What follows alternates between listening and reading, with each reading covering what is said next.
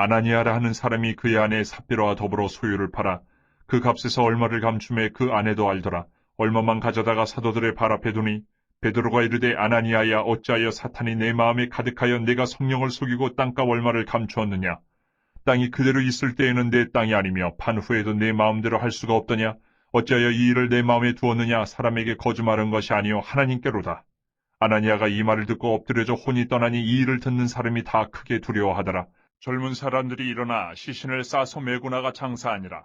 3시간쯤 지나 그의 아내가 그 일어난 일을 알지 못하고 들어오니 베드로가 이르되 그 땅 판값이 이것뿐이냐. 내게 말하라 하니 이르되 예 이것뿐이라 하더라.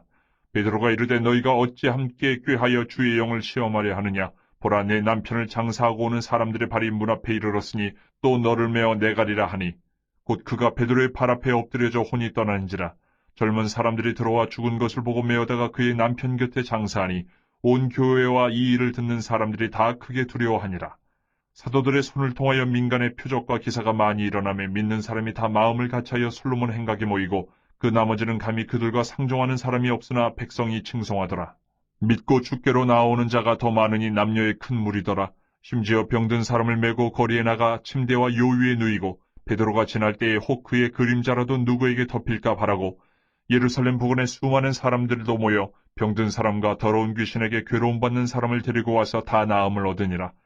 대제사장과 그와 함께 있는 사람 즉 사두개인의 당파가 다 마음의 시기가 가득하여 일어나서 사도들을 잡아다가 옥에 가두었더니 주의 사자가 밤에 옥문을 열고 끌어내어 이르되 가서 성전에 서서 이 생명의 말씀을 다 백성에게 말하라 하매 그들이 듣고 새벽에 성전에 들어가서 가르치더니 대제사장과 그와 함께 있는 사람들이 와서 공회와 이스라엘 족속의 원로들을 다 모으고 사람을 옥에 보내어 사도들을 잡아오라 하니 부하들이 가서 옥에서 사도들을 보지 못하고 돌아와 이르되 우리가 보니 옥은 든든하게 잠기고 지키는 사람들이 문에 서 있으되 문을 열고 본즉 그 안에는 한 사람도 없더이다 하니 성전 맡은 자와 제사장들이 이 말을 듣고 의혹하여 이 일이 어찌 될까 하더니 사람이 와서 알리되 보소서 옥에 가두었던 사람들이 성전에 서서 백성을 가르치더이다 하니 성전 맡은 자가 부하들과 같이 가서 그들을 잡아왔으나 강제로 못 참은 백성들이 돌로 칠까 두려워함이더라.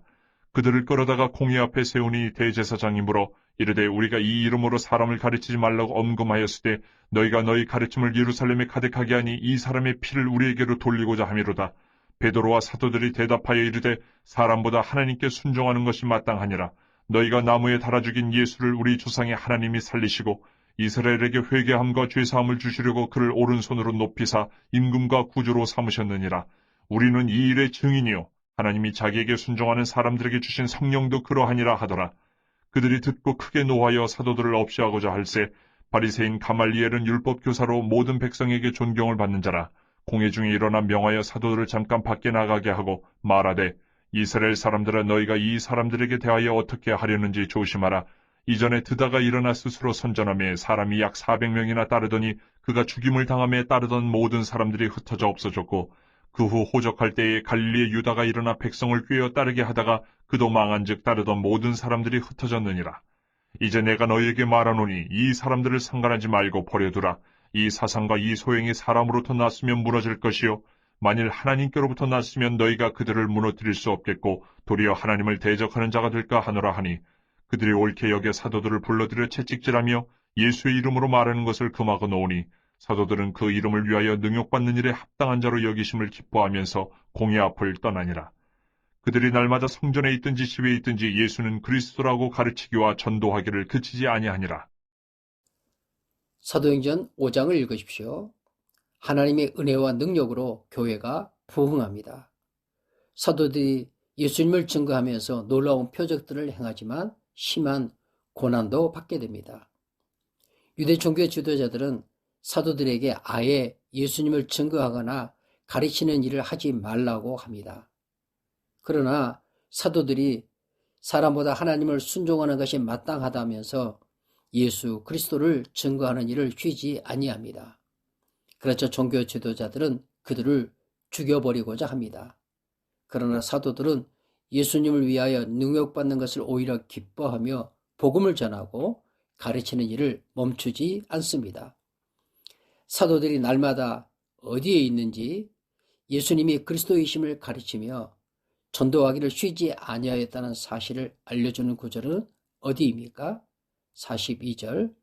그들이 날마다 성전에 있든지 집에 있든지 예수는 그리스도라고 가르치기와 전도하기를 그치지 아니하니라.